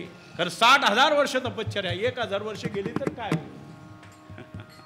लगेच विश्वामित्राने सांगितलं, माझं 1,000 वर्षाची तपश्चर्या ही मी प्रगट करतोय, देतोय, आणि तो पृथ्वीचा भार कमी होईल असा विचार सांगितला. पण एक थोडं सुद्धा इकडं तिकडं झाली नाही. विश्वामित्र घाबरले. लगेच वशिष्ठांना पुढे केलं आणि वशिष्ठाने लगेच ते बोलल्यानंतर सांगितलं की अर्धघडीचं पुण्य माझं जर खरं असेल तर ही पृथ्वी वर येईल. एवढं म्हटल्यानंतर 5 फूट उंच पृथ्वी झाली. उंच झाल्यानंतर शेष म्हणते, उत्तर देऊ का नको? शेष काय म्हणतोय, याचं उत्तर तुम्हाला देऊ का नको हे मला तुम्हीच सांगा. 4 फूट पृथ्वी उंच गेल्यानंतर शेवटी अर्धघडीचं पुण्य हे सर्वश्रेष्ठ ठरलं. विठ्ठल. विठ्ठल. म्हणजे बाबांनो, संत संगतीमध्ये गेल्यानंतर नक्कीच आपल्या जीवनात पुण्य प्राप्त होतोय आणि ते पुण्याचं फळ जगाला सुद्धा प्राप्त झाल्याशिवाय राहत. म्हणून म्हणता, हरिमुखे म्हणा, हरिमुखे म्हणा, पुण्याची गणना. वाड्याचा वाल्मिकी झाला एक क्षणाची. अजामेळाचा उद्धार झाला. वेश्येची मुलगी कानोपात्रात नळोबाच्या संगतीमध्ये आली आणि ती भगवंताच्या पायाजवळ विलीन झाली. विचार करा, धन्य कानोपात्रा आजी झाली. संगत म्हणजे काय? देव म्हणाला, तुला संत संगतीचा विचार पाहिजे असेल तर गटारावर किडा जन्माला आले त्याला विचारून ये. काय सांगितलं? गटारावर किडा जन्माला आलेला आहे त्याला विचारून ये. नारदाला सांगितलं. नारद लगेच गेला आणि त्या किड्याजवळ गेला.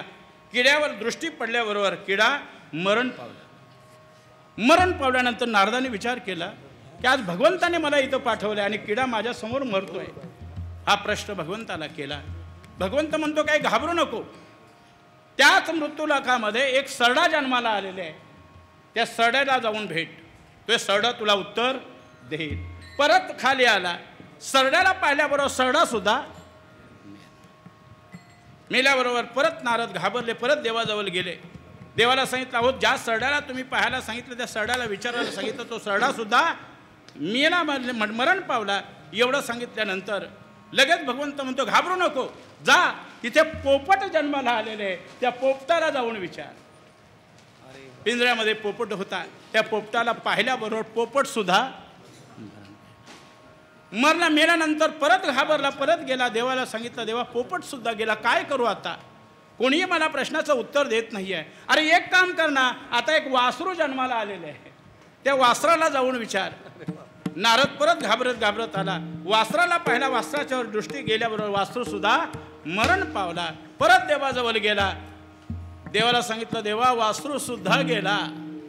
देव म्हणतो, आता एक काम कर, राजवाड्यामध्ये एक बालक जन्माला आले, त्या बालकाला जाऊन विचार, तो नक्कीच तुला उत्तर देईल. नारद घाबरला. राजवाड्याचा राजपुत्र म्हटल्यानंतर माझी काय अवस्था होईल?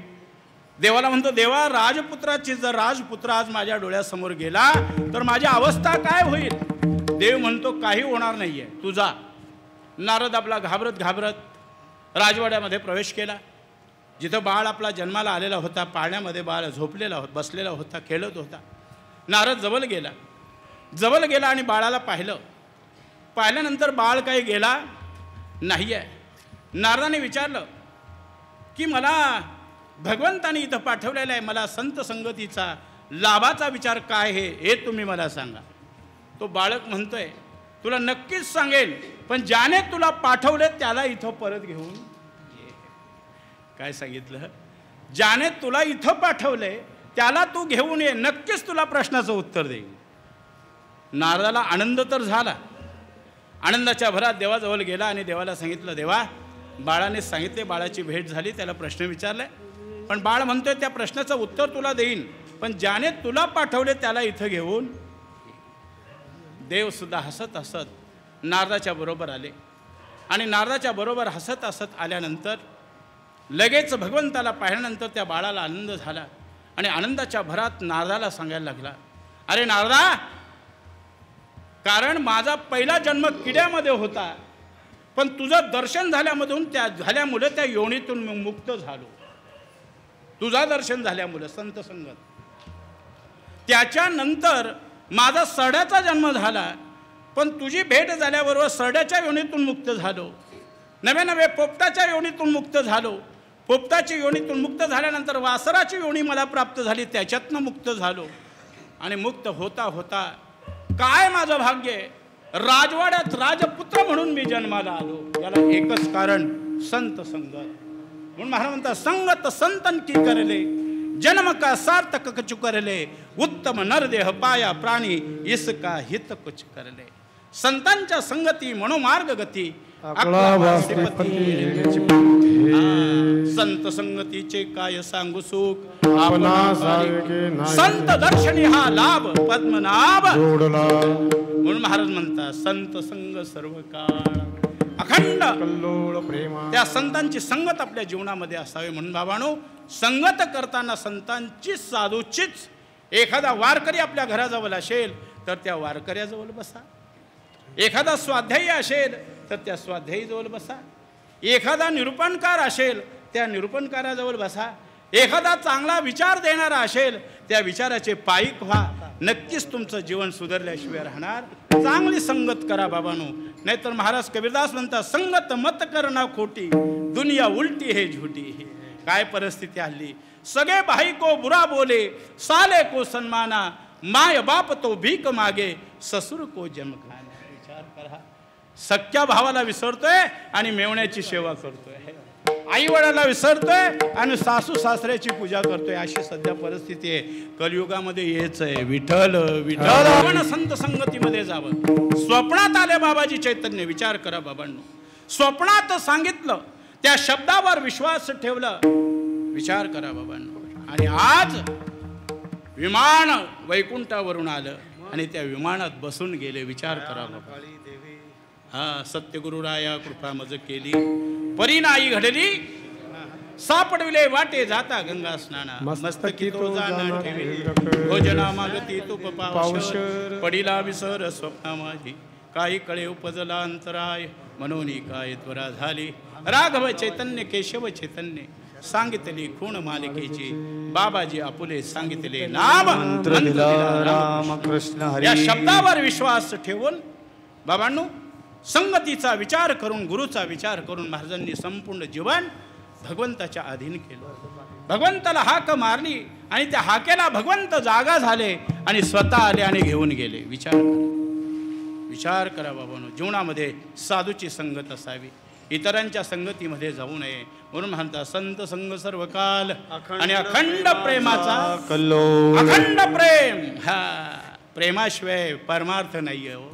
भावाशिवाय परमार्थ नाही आहे. श्रद्धेशिवाय परमार्थ नाही आहे. प्रेम असावं. महाराज म्हणतात, प्रेमाशिवाय आम्हाला दुसरं काही नको आहे. प्रेम सुख देई, प्रेम सुख देई, भक्ती प्रेमा विन ज्ञान नको देवा, अभिमान नित्य नवा तया माझे. संत संग सर्व काळ. इतरांच्या विचारात जाण्यापेक्षा, वाईटाच्या विचारात जाण्यापेक्षा संतांच्या विचारामध्ये बसा. नक्कीच तुम्ही संतांचे पायीक झाल्याशिवाय. महाराज म्हणतात, संतांची पायी हा माझा विश्वास, सर्व भावे दास झालो, तेच माझे हित करती सकळ. नक्कीच तुम्हाला कडेवर घेतल्याशिवाय राहणार. किती थकलेले असू दे, भागलेले असू दे, शिनलेले असू दे, संत हे आपल्याला कडेवर घेतल्याशिवाय राहत भागलिया मज वाहतील कडी त्यांचे जोडे श्री म्हणून महाराज म्हणतात की संत संग सर्व काळ अखंड प्रेमाचा सुकाळ किंवा कल्लोल भास.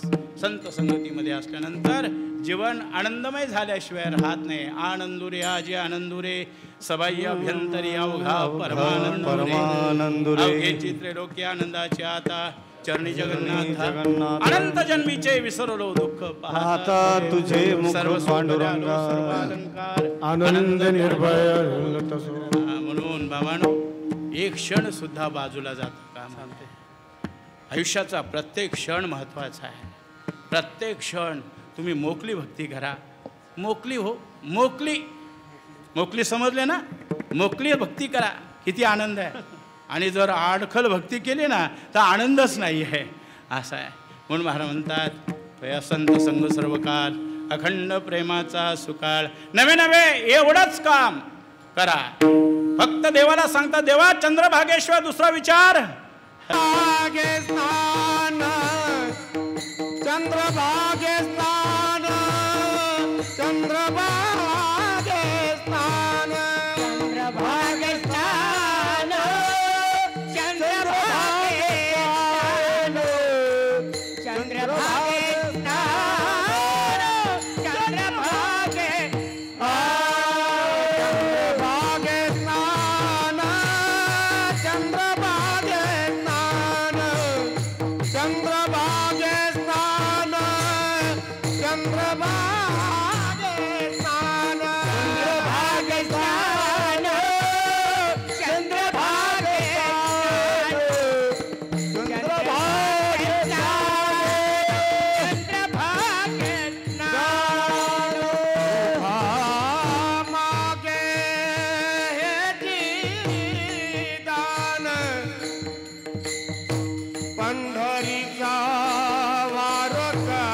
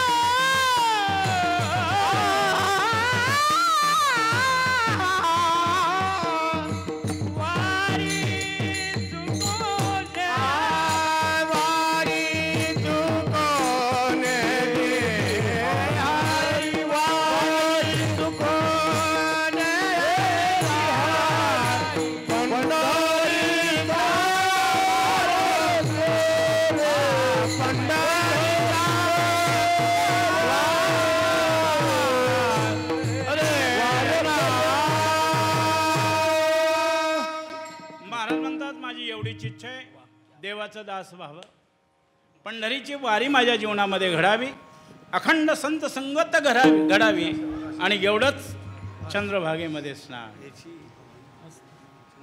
चंद्रभागे स्नान तुका मागे चिदान. तुका मागे याची आपण कुठे करतोय पंढरपूरला गेल्यानंतर?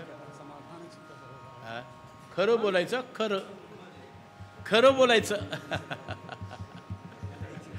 पाया पडून सांगतोय, हात जोडून सांगतोय, एकादशीच्या दिवशी तरी करा. दशमी, एकादशी, नवमीला सोडून द्या. पण वारीला गेल्यानंतर एकही दिवस चुकायचं. पंढरपूर क्षेत्रामध्ये गेल्यानंतर चंद्रभागेला फार महत्त्व दिलेलं आहे. जातोय हो आंघोळीला आम्ही, पण आंघोळ कशी करावी हे तरी माहीत पडावं. चंद्रभागा ही आपली बहीण आहे, तिचं पहिलं दर्शन घ्यावं, नाही का? दर्शन घेतल्याशिवाय ती आपल्यावर प्रेम करत. बहीण आहे ना आपली, बहिणीचं दर्शन घेऊन पहा. नक्कीच भाऊबीजेच्या दिवशी चांगलं स्वागत केल्याशिवाय राहणार. आता भाऊबीज येतोय ना, दिवाळी दसरा तोचे आम्हा सखे संत जन भेटत येईल. विचार करा. चंद्रभागेमध्ये प्रवेश करताना तिला पहिले दर्शन घ्यायचं, तिचं तीर्थ आपल्या मुखात घ्यायचं, ते तीर्थ आपल्या पायावर टाकायचं, अंगावर टाकायची, क्षमायाचना करायची. आई, मी तुझ्यामध्ये प्रवेश करतोय, मला सांभाळून घे. नाही तर धाड दिशी उडी टाकून घेते. धाड दिशी उडी टाकणं म्हणजे तिला लात मारणं. 25 वर्षापूर्वी राणाचे रघुनाथ बाबा माहित आहेत ना, तुम्हाला माहित आहेत का महाराज? रघुनाथ बुवा तुम्हाला नसतील माहिती. तुक्याचे वडील. या सर्व ज्येष्ठ आणि श्रेष्ठ वारकऱ्यांच्या बरोबर माझं जीवन गेलेलं आहे. एक दिवशी मला म्हणतात, कबीर, पंढरपुराला गेल्यानंतर चंद्रभागेमध्ये स्नान करताना अगोदर चंद्रभागेला नमस्कार करायचं. चंद्रभागेला नमस्कार केल्यानंतर ते तीर्थ घ्यायचं, आपल्या मुखात टाकायचं, आपल्या अंगावर टाकायचं, हात जोडायचं, समायाचना करायची आणि मग प्रवेश. कसं तरी प्रवेश करायचं, नाही तर आपण करायची म्हणून करायची आंघोळ. चंद्रभागेला फार महत्व दिलेलं आहे बाबांनो. महाराज म्हणतात, अवघीच तीर्थ घडती एक वेळा, चंद्रभागा डोळा देखलिया. महाराज म्हणतात, किंवा कोटी कोटी तीर्थ घडती एक वेळा, चंद्रभागा डोळा देखलिया. किंवा चंद्रभागे स्नान तेने पूर्वजा उद्धर. किंवा चंद्रभागे स्नान विदित कोटी कुले पुनीत. महाराज म्हणतात, विदित हरिकथा समाधान अनेक प्रमाणे सांगितली बाबांनो. हा, म्हणून महाराज म्हणतात, आषाढी कार्तिकी भक्तजन येती व साधूजन चंद्रभागे माझे.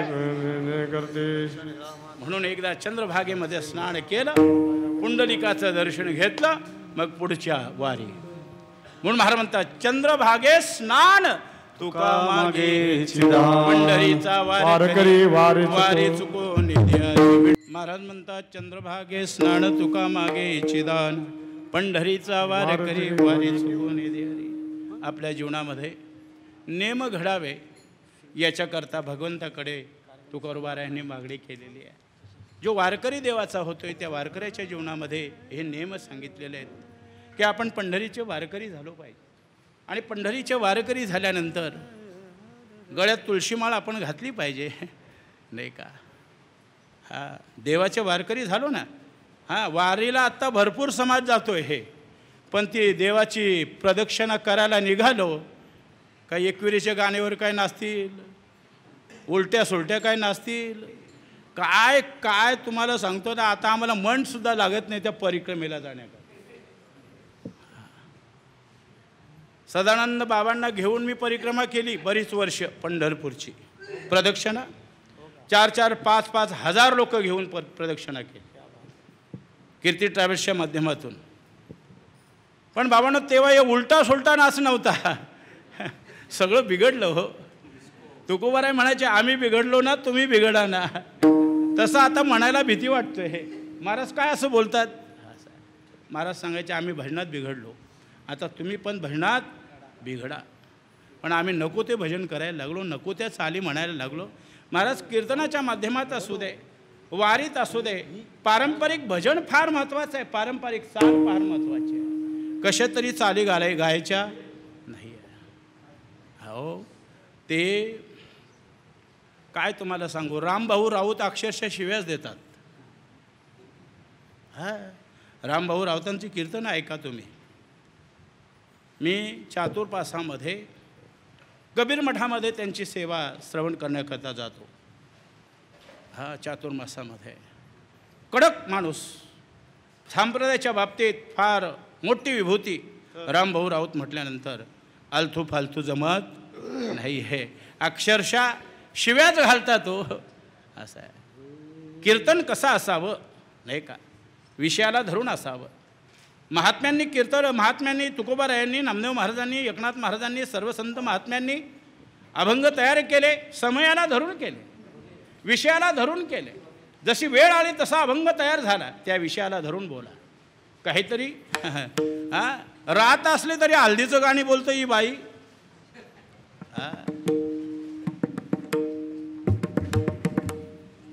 रातीला सुद्धा धवला गातो ही बाई. हिला कीर्तन म्हणतात का हो.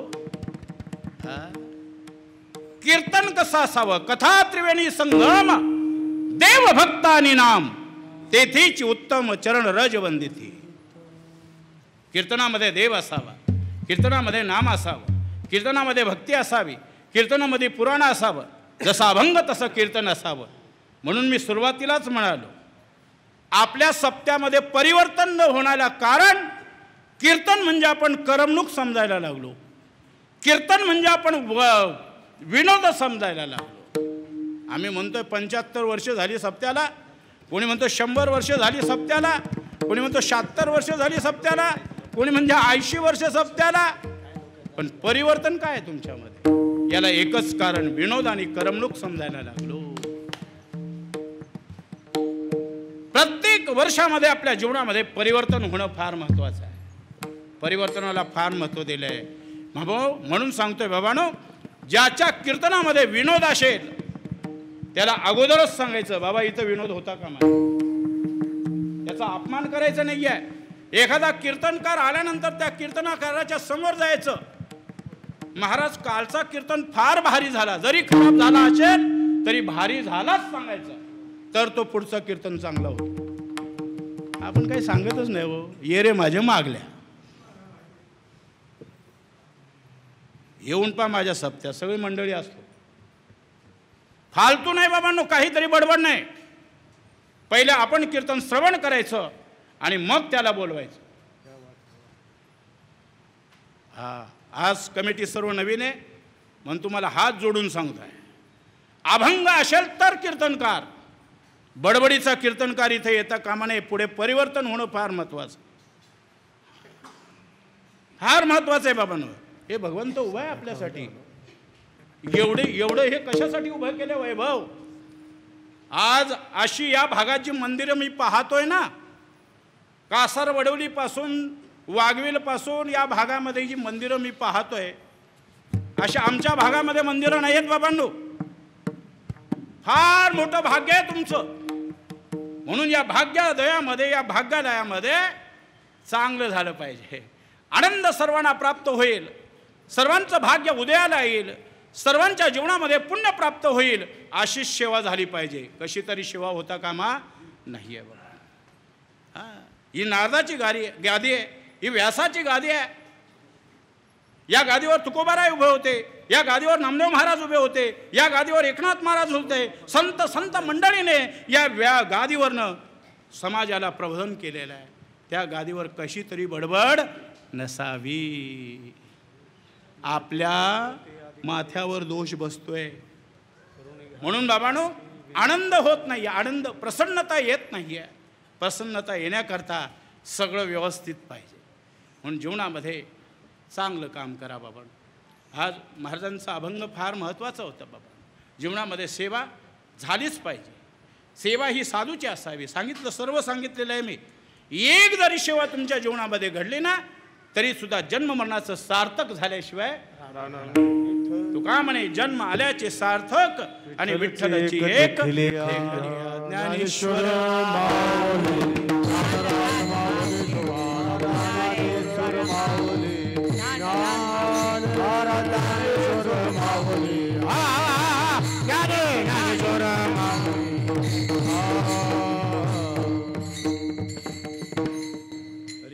हेचवावी माझ्यास जन्मजन्मी तुझा दास पंढरीचा वार करी वारी चुकवणे दे हरी.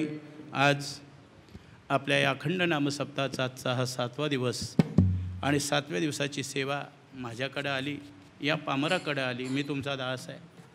कबीर महाराजांनी जीवनामध्ये कसली अपेक्षा केली नाही बाबा. विशेष नाही. माझ्या जीवनाला ह्या परमार्थाला 45 वर्ष पूर्ण झाली. 45 वर्षामध्ये 36 वर्ष मी बालयोगी सदानंद बाबांच्या सानिध्यामध्ये आहे. बाबांचं जीवन पाहत जीवन घालवतोय.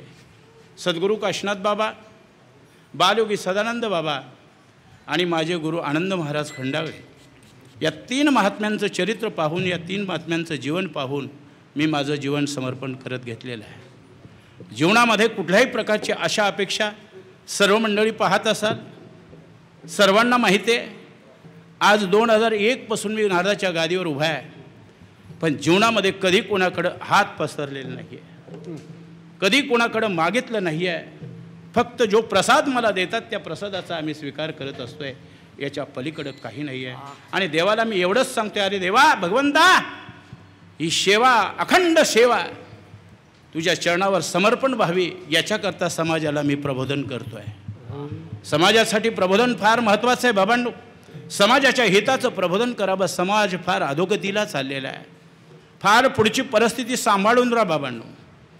तुम्ही पाहत असाल, मोबाईल पाहत असाल, त्या मोबाईलवर यूट्यूबला पूर्ण माहिती येतो आहे. त्या माहितीमधून 5% जरी खरं झालं ना तर ढोकालीतनं कमीत कमी 60% लोक जातील. तुम्हाला सत्य सांगतो आहे. गंगासागर या जगन्नाथपुरी मंदिर माहीत आहे सर्वांना. त्या जगन्नाथपुरीच्या मंदिरामध्ये त्या पुराणामध्ये संपूर्ण उल्लेख आहे. भागवतामध्ये आता मी ऐकलं, त्या भागवतकाराने हे संपूर्ण माहिती दिली. 24, 25 आणि 26 साल, हे 3 साल फार आपल्याला घातक ठरणार आहेत. त्याने असं सांगितले की जगन्नाथपुरीच्या मंदिराच्या वरून पाणी जाणार आहे. महाराज, अशी व्याधी येईल का त्या व्याधीला उपायच नाही आहे.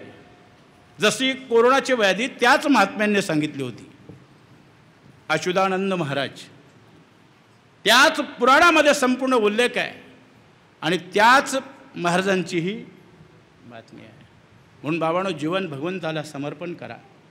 रोज भगवंताचं चिंतन करत राहा. रोज हरिपाठ करा, स्वाध्याय करा.